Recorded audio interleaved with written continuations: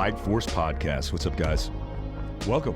It's been a while. I know, I'm sorry. Apologize. Things get hectic and busy around Fieldcraft Survival and Black Rifle and all the things that I'm involved in, but had a good conversation with Evan Heber this morning about the future of the hosting of Black Rifle Coffee Podcast, which I host right now, which is why I took a lot of the time that I invested in Mike Force and reallocated it.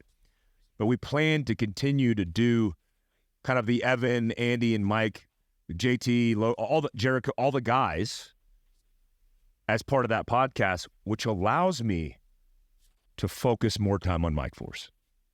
You know, I started Mike Force Podcast years ago when I decided to kind of step away from the company, Fieldcraft Survival, and let my experts, who are survival guys like Kevin Estella, host that podcast, which he does a great job. If you haven't heard the recent episodes he did with his dad, who grew up literally living in triple canopy post World War II, it is a great listen. And all the podcasts are great. All the experts that we bring on are great, but give it a listen. So I'm going to step up my podcasting game for Mike Force. As you know, like right now, like literally as we speak, we are moving from Heber City, Utah, Fieldcraft HQ, which has been here for 3 years. Very grateful for the Heber City community in Utah. We're moving down the hill, down the canyon, right? One of the reasons we're doing that is, one, the winter was brutal. It was hard to conduct classes, to get people to drive through blizzards to get to us. I mean, we had classes where people couldn't even show up because the passes, whether it was coming through Park City, the vernal area near Strawberry Reservoir, or Provo Canyon, they couldn't get to us. So that demonstrated, like, yeah, we need to be somewhere a little bit more moderate in temperature, which is Provo. I mean, it could be sunny and comfortable in Provo and snowing up here in Heber City, Utah. So we made a decision about a year ago to also expand Fieldcraft Survival from about 6,000 square foot up in Heber down to nearly 19,000 square foot in Provo. So on the front end of that is going to be the retail, but I'm also going to do guns, ammo, optics, coffee. I'm going to have a little nutrition bar with First Form products. In the back, we're going to have jiu-jitsu. Greg Lappin, who's going to be the professor of Fieldcraft Jiu-Jitsu. We'll have the Tactical Cowboy. I use his Instagram handle because most of you don't know who Devin is. But Devin and his amazing wife are going to be doing the physical training component with physical therapy on the back end, as well as a full classroom and CQB HD, home defense shoot house. All the things literally in the back of our business. We have 10,000 optional square foot of space to utilize as an indoor shooting range, but I haven't decided if that's what I want to do yet. We're also talking to Action Targets, which is a great company that builds indoor ranges, what that looks like financially. But that might be an option as well. So all the things down in Provo. So I'm excited about all the things that are happening in the near future. Just got confirmation. If you haven't checked out the Stories of Survival on Black Rifle Coffee's YouTube channel, please do that. I am very proud of our media team and the connections that we have and putting together some of the most incredible stories of courage and heroism, both under fire and just circumstances where people have gotten through difficult situations in survival. I mean, we did a bear attack. We did an F-16 pilot who had a bailout at Mach 2. We just did a Green Beret that was in a extreme gunfight, got shot multiple times and survived. We've even done one on me, like a little story of survival on me and the importance of military working dogs. All these things are super impactful. I just got notification that we will have Brad Halling on a story of survival to remember and reflect on his experiences, the incident that took place in Mogadishu, Somalia October 3rd of 1993. That is a amazing story because it's never been told. It is the 30th anniversary of Black Hawk Down, but Brad Halling was on the helicopter with Shukart and Gordon before he was hit with an RPG, like literally hit with an RPG, lost his leg. The helicopter limped back to base and they survived. But he's going to be telling this story for the anniversary of Black Hawk Down, which is going to be super cool.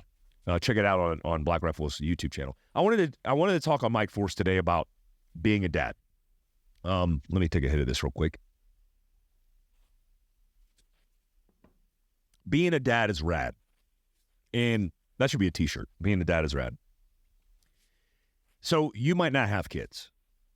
And if not, don't tune out because this is still about you. What I want to talk about is, one, how important it is to frame your life around not the idea, but the distinct purpose of why you need to be a father. And what that does to you psychologically and what that does to you as a man. And if you're a woman listening to this, you might get some inside perspective, at least from a man's point of view, which might just be all bullshit, but at least you're getting from a man's perspective. Like, one, I grew up in a broken home. I didn't grow up having solid family situations, period. I think when two people break up and whatever they're going through at that time in their life, they're not thinking about the big picture. You know, everybody says in hindsight, I wish I would have, but most people don't live with intention. They make mistakes. We're human beings. We make mistakes all the time. So growing up in a broken home where my mom and dad separated when I was 4, and I was pulled to my dad's custody and was having part-time custody like once a summer with my mom, I saw both sides of a train wreck. I mean, my dad was working a full-time job, blue-collared. We lived mostly in apartment complexes my entire childhood. And he was dating girls. He even married a girl, and they quickly got divorced, just going around and around. So the family situation was not stable, right? That's very important for a child. How I looked at it from my perspective in growing up, because I didn't think about it at the time, obviously, is, man, those situations of growing up in different households, growing up in my grandma's house, being babysat by my grandma because my dad was on dates or trying to figure out his stuff, getting pulled to custody with my mom, and my mom going through similar circumstances with men, getting pulled back and forth between them, where my dad was telling me as a child, call your mom Miwa. Like, that's her name. Her Korean name is Miwa. Like, what? Like, but that's my mom. Like, we'll call her by her first name. Like, okay.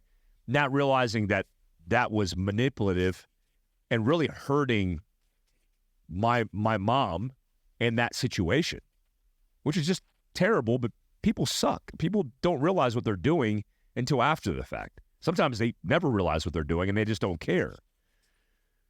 So then when I was 13, I got pulled over to my mom's side. And I remember this day very distinctly.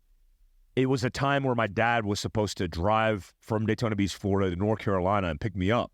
I think I was 12 or 13. And my mom had convinced me as a child. I remember the convincing argument.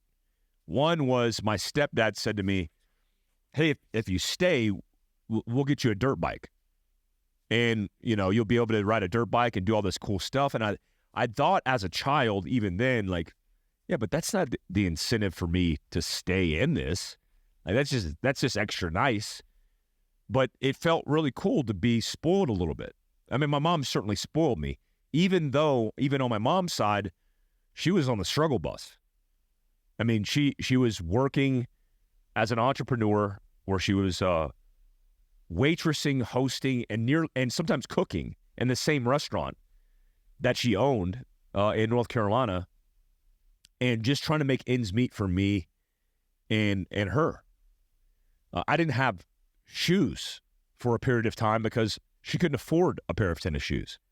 She didn't have a car until I was 16 years old. Like we didn't have a car. We had a car part-time when it was convenient for her boyfriend, but then when he was gone, we had nothing. And so this was a constant struggle of back and forth. So she told me, like, if you want to stay here, you could stay here. You just got to tell your dad. And my dad couldn't afford a lawyer, so there would be no debate. And I think at this time, really it was up to the kid. I think if I went to a court of law and we had a custody case, they would say, you can't go anyway. Here's a part I left out. My dad had just met a new woman. And I went from, like, me and my dad were best friends. Like we went fishing 3 or 4 times a week. And I just grew up with my best friend until I was like 11 or 12 when he met this girl at work, divorced his current wife at the time, and moved me into a new home. And this gal lived in suburbia, like a really nice house. Like I was like, holy crap, this house is huge. Except I went from being an only child to being thrown into a situation where I was now on the top bunk of this teenage boy's bed because now this kid's my stepbrother, or going to be my stepbrother. And then he has 2 sisters, and this whole thing's a shit show. And I was like, what the hell is going on? It was really traumatic for me. I mean, likely speaks to things that I deal with now, where I've been pulled out of a home where it was just like me and my dad and propelled into a situation that was very uncomfortable as a child. Like I gulped just thinking about it because it was super uncomfortable. So I did that for about 6 months, and I told my mom, and my mom was so pissed off. So her and my stepmom, the mom that I had before that, before my dad had cheated on her, went to court to try to get custody of me. And the judge or the lawyer, I can't remember because I was young, inside the courtroom or inside of a back room asked me where I wanted to go. And I said, I want to be with my dad. My dad coerced me into that because I really wanted to be with my mom. And he applied pressure. And I didn't like the situation I was in with my dad. But when I told the judge that, they made the case and basically said, you have custody, which destroyed my mom. My mom passed out in the courtroom. I remember my dad grabbing me, which super inappropriate. Like, the woman you had a child with just passed out. Like, you should be taking care of that woman. He grabbed me and headed out the courtroom as she passed out. And the ambulance was coming in as we were leaving. And I was so distraught. I mean, that really screwed me up. Well, that summer, as I got to leave and go to my mom's place, I kind of knew that's what I was going to do. I was going to stay with my mom. Like, I'd seen all the actions of my dad with this new lady. I did not like the lady. To this day, I'm not a big fan. She treated me horribly as a child. Super toxic family situation. Her and my dad constantly argued. And I remember this like it was yesterday. So I decided that day, I told my dad over the phone, I'm not coming. I want to be with mom. And he broke down. He was sad. But he got over it. I mean, eventually he did. That's really the last time I talked to my dad. I mean, the last time I talked to my dad, I talked to him in 2006 at my grandmother's funeral. And his mom was like his best friend. My grandma raised me, essentially. I mean, he didn't raise me. My grandma raised me. And that's the last time I talked to him. It's been that long. Now, there's no harm, no foul. It's not like I think ill of that person. But I don't have anything in me that wants to bridge that relationship. And it's because the importance of keeping my kids safe and secure I weigh over anything else now. I weigh over anything else, almost to my detriment. So having kids with that context in that situation completely changed me. Where, I heard Mike Tyson on a reel. I hate even quoting reels. I just came across it, a piece of content. And Mike Tyson was talking to a reporter about all of the mementos that he had laid out on a table, like belts and gloves. And the guy said, "This is amazing. This is beautiful." And Mike Tyson said, "This is all crap. This is all crap." And the reporter was kind of taken back, like, "What do you mean this is crap? This is like your history." And he said something to the effect of, "This is my history, but I was working for somebody else and thought these things were important, but they're not important.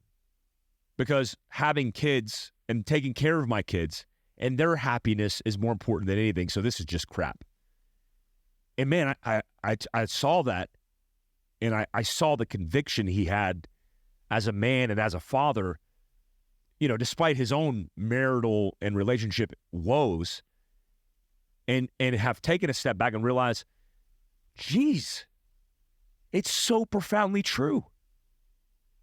It's so profoundly true. Like, what matters more than your children?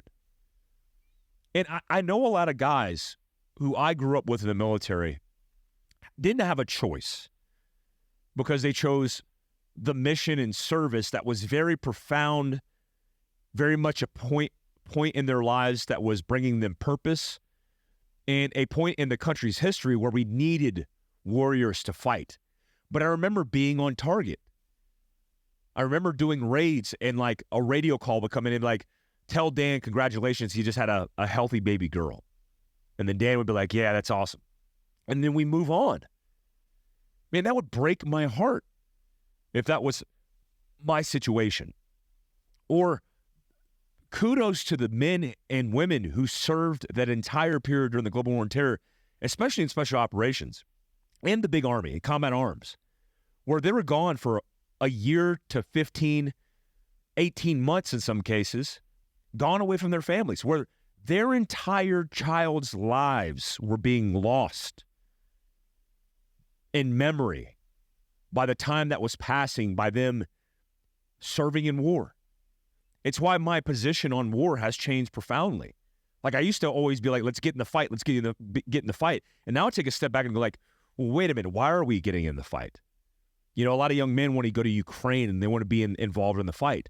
And I take a step back and go, I don't want my son growing up and then having to campaign in a war.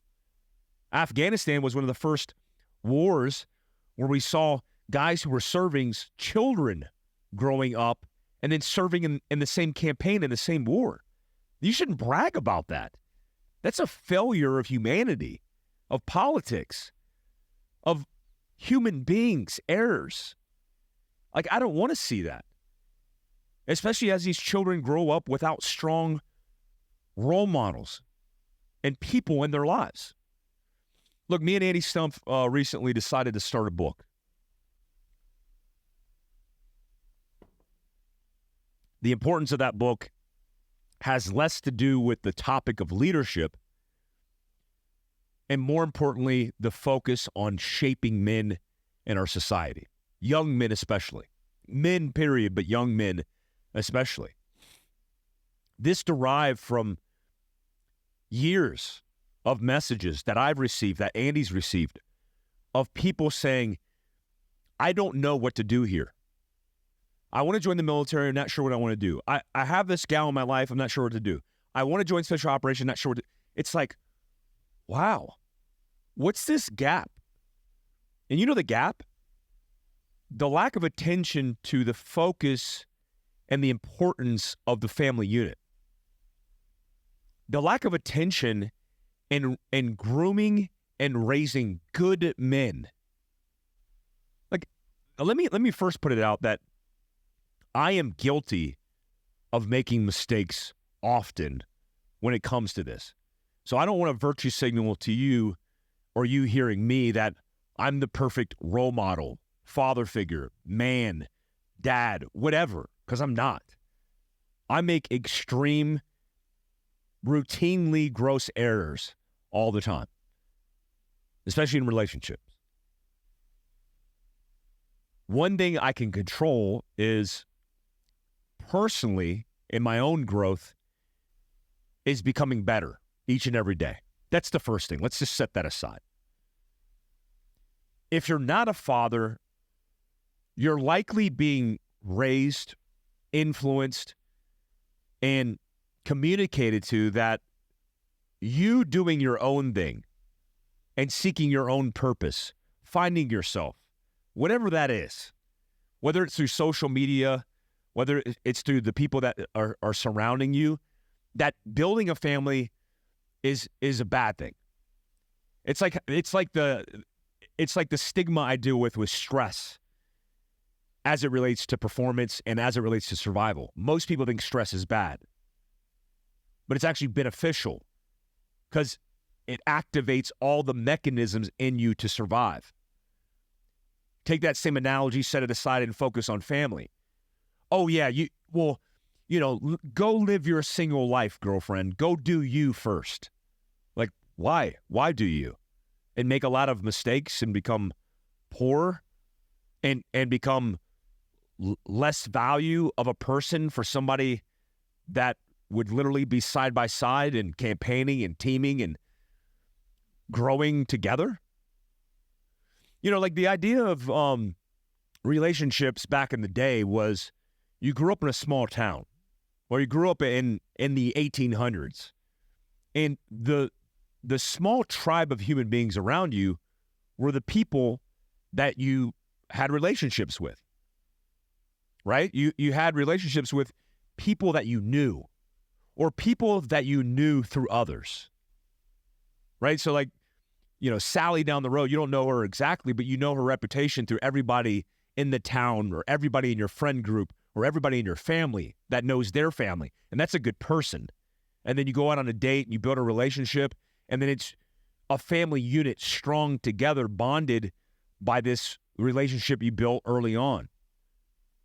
That's not a bad thing. I think about my daughter in dating another man. I don't want, my daughter's very young, but I mean, when she grows up of age, I don't want my daughter just dating random dudes. I want to know where she's talking to these people at and where these people come from. What are those guys' family lives? And so now with all the technology and all the social aspects of technology where we can swipe left or swipe right, where you can go on a date and go, I don't like the way he breathes through his nostrils and his nostrils flare. I don't like the way he looks at other people. It's not worth the conversation to you. You'll just blow them off. And so it seems like human-to-human connections and relationships are more, let's say, disposable. And I get it. I get it. As an older man who doesn't like to put up with a lot of crap in my life, I get it. But as a younger man that looks at women as disposable, which, again, I'm not saying that this isn't, I haven't done this before, especially with technology and dating through technology, that doesn't bring much value to a family unit, right? It desegregates, is that a word? It breaks apart the structure and the fabric as we understand it of this idea of family unit, and does it become an objective or a purpose that we would want to live? Because it's not put in a good light. I mean, let's not even talk about woke and all the cancel culture and all the radical, extreme political and ideological concepts around constructs around relationships, where they devalue it and not only campaign against it, but will burn cities to the ground over it. And they just want a utopia where everybody's free and everybody's decentralized to do what they want and rise to the top, and we don't need families. Profoundly, where we come from in the tribe, ancestrally, is family units and organizations. I mean, one of the things that I do in rewilding is we talk about the tribe concept. We talk about, rewilding is a course that I teach local in Utah. It's a 72-hour experience of kind of a dopamine reset. But when we talk about the tribe and how important that was, we had a tribe to come home to. After battle, after campaigns, after trauma, we had a place, a safe place, where we could break bread, communicate, talk, and be loved, share our burdens with. What do you have now that you could do that? You don't have a damn place. So my thinking in this ideology is, if you don't have it, because you didn't grow up with it, I certainly have not, then build it. When my grandmother died, when she passed away, it broke apart our entire family because she was the focal point of the family. Everybody came together around grandma's house. We had dinner, we had Thanksgiving, we had Christmas, we had all the things built around my grandma. The memories, the laughter, the greatest moments and memories of my childhood life revolve around that one woman. Traditions that we had inside the home, all of those were lost when she passed away in 2006. When she passed away, all of that was lost. So instead of having family dinners where we sat down at a dinner table, we're now on our phones, and everybody's on their phones just doing their thing and getting a quick meal, shoving it down their gullets, and then going back to their rooms. That's sad. So the greatest opportunity you have in not being a father, not having a family, is you could build it. You could build it by finding a good human being that you're compatible with, building a relationship, and letting that person know your end goal. I don't think it's an end goal. I don't think there's a pinnacle at the top where you say, we've done it. I think it's a process. But saying, I'm not here to just get laid. I'm here to build a substantial foundational relationship with a woman that I can grow old with. You know, some dopamine science. The dopamine drives you to stay in it. I mean, dopamine is not just the hit that you get off of social media when you're scrolling and clicking. It's also the factor that keeps you motivated to get to the end state or the end goal or the objective. It's like when you're going to buy something. You use dopamine and a mechanism in that chemistry in your brain to go, ooh, I want this thing so bad, it's going to be so cool. And then you get it, and then that kind of fades away. And you're like, yeah, it's just a thing, whatever. And you're not excited anymore. That's how dopamine affects your relationship. So it's exciting because it's like, ooh, I'm dating and I'm getting all these endorphins. I'm getting all this good chemistry. And then when you have the relationship, if you're not able to segue, to transition into a long-term focus of that relationship where there's less dopamine on board, then it will fade away. It's not exciting. And then you go on and you move on and you do something else. I've found a lot of that is personality-based. I've seen and I've been around crackheads for dopamine, where they love the thrill of the chase. They were also very addictive in their personalities. They were addicted to Copenhagen, alcohol, all the things. I, generally speaking, just like my father, do not have an addictive personality. Well, I don't remember my dad being addicted to anything. He smoked cigarettes, and then one day he just said, I'm not smoking cigarettes. He barely drank alcohol. Occasionally he did. His dad was an alcoholic, so that's kind of how it works. Like me, I could drink a bourbon, and the next week I won't have one, and I don't crave it because I don't have these centers of my brain that are constantly engaged with the dopamine. Well, if you're just if you just focus on the chase, and foundationally you're trying to build a relationship with a woman, and you're not willing to transition into that long form because you're not willing to have that conversation, then you're setting yourself up and that person up for failure out the gate. Out the gate. So you could build that relationship and look for that spouse, that mate, that marriage or wifey material or wifey prospect. You want the right woman who's the wife material. And when you build that and you have kids, that will change and transform your life because it gets everything in line out of this chaos that is typical of young men. Like, you don't have a focus. A lot of young men have a lot of testosterone. They don't have a focus, and they're all over the place. I mean, testosterone can be linked to radical behavior in animals and in human beings.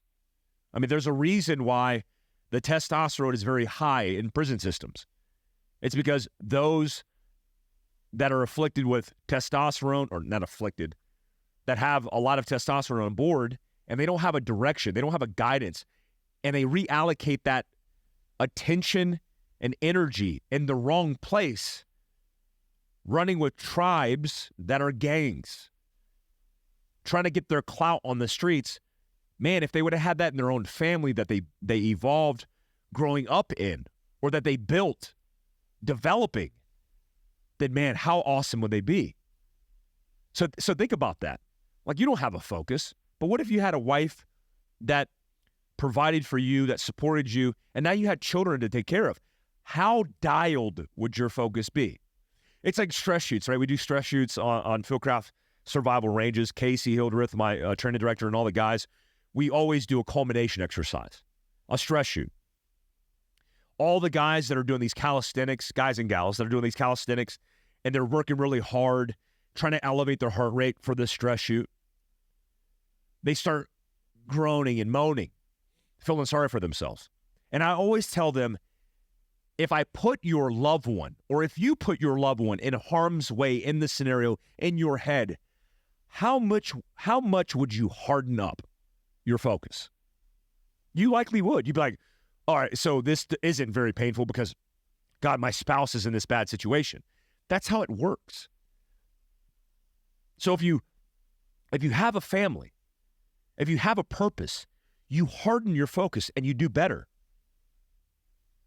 And let's talk about having kids. I mean, having kids is hard, no doubt. But I don't ever go, this is hard, I can't do it. I go, this sucks sometimes, but this is what it is. Obviously, a newfound respect for parents, especially single parents who are doing it on their own. When you're raising babies, it's not easy because you have to balance work, making a living to support the family, and then raising the kids. It's one of the reasons we've outsourced all these things like education and childcare, etc. How's that working out for us? Not very well. So when you have kids, it hardens your focus. And the greatest thing is seeing them being raised by you the right way, fixing all the errors that you saw take place in your upbringing as a child. Now, again, I'm not virtue signaling that I'm the perfect dad nor the perfect spouse. I make mistakes routinely. But it's so different, man. One of the things I was told early on in my career with the guys that I was surrounded with that were raising babies part-time and fighting the war full-time is that having a daughter would change your life and your perspective on women. And it certainly has. It certainly has. I mean, I was a young man, kind of objectifying women in a certain way that men do that's toxic. You know, I don't think it's toxic masculinity. I think it's just being a dude. Is it right? That doesn't make it right. It was certainly wrong, but my mindset was, ooh, look at that. Ooh, this and that. Now, with a daughter, I look at a girl and I go, that's some man's daughter. That could be my daughter. That's not right. And I don't know what it is. There's likely not much science behind it, but I feel like it changes the circuitry of how men's brains are wired when you have a daughter. And certainly there's a difference between having a daughter and having a son. My son, I give him a hard time. Not trying to do it. I'm trying to strike the balance. But if my son falls, I'm like, get up. Take a deep breath. You're okay. Come here and give me a hug. If my daughter falls, it's like the bottom fell out. The world's coming apart. Like just today, I was looking on the app where my kids go to a daycare where they have security cameras built into this secure infrastructure, and I could monitor them. And I was seeing my daughter, and she was crying, but nobody was helping her. I lost it. I didn't say I was going to say I about lost it. I lost it. I was very upset. Cortisol flowing through my body, adrenaline surging, because when somebody hurts your baby girl, you lose it. So outside of the hard focus that having children give you, it gives you distinct purpose, and you reallocate everything for those kids. Your time, your energy, you should reallocate your time, your energy, even your finances become better because you start to weigh things. You go, now, do I need a dirt bike? Well, certainly not. But if I get a dirt bike and my kid, like I'm raising my kids right now to be on dirt bikes because I want my whole family to go on outings and go camping on dirt bikes, is that better than getting a Harley and going on road trips by myself? Yes. I don't need outings by myself. I want to spend time with my kids all the time. Like, I don't want to get a boat so I can go out in the boat and fish by myself.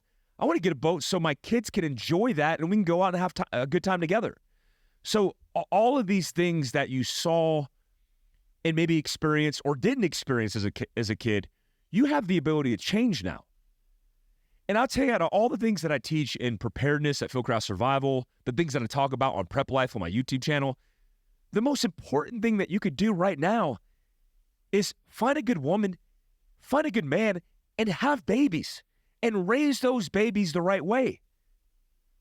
We live in a very entitled and selfish country.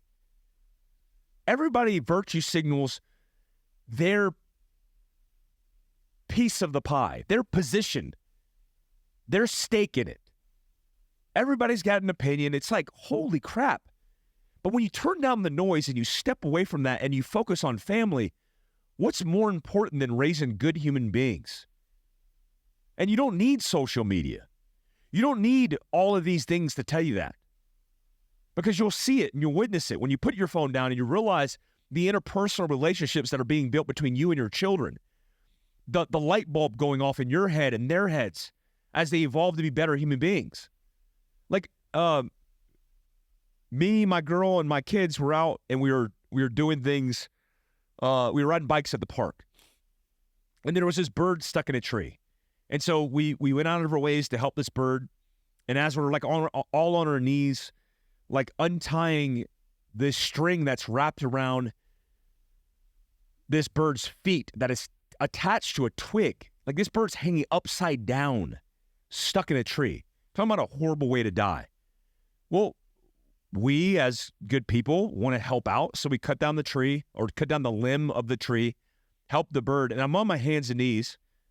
My girlfriend's like sitting across from me, like holding the bird, and my kids are looking. And I'm like, babies, give me a little bit of space. And I'm using a knife to cut the string. And the bird, I feel like at this point, knows that we're trying to help it. We're unraveling the string around the feet of this poor bird's situation. And as we unravel it, I like pick up the bird and I hold it and I let it go. And the bird flies away. I was thinking this bird's like dead. Like at a minimum, his feet are broke, whatever. He's not going to survive. He flies away and lands in another tree and he's completely fine. My daughter turns around and says, "Good job, Daddy," and gives me a hug. Like, what is more powerful than the affirmation from your children? I'll tell you right now, as a man, there's not anything more powerful than that.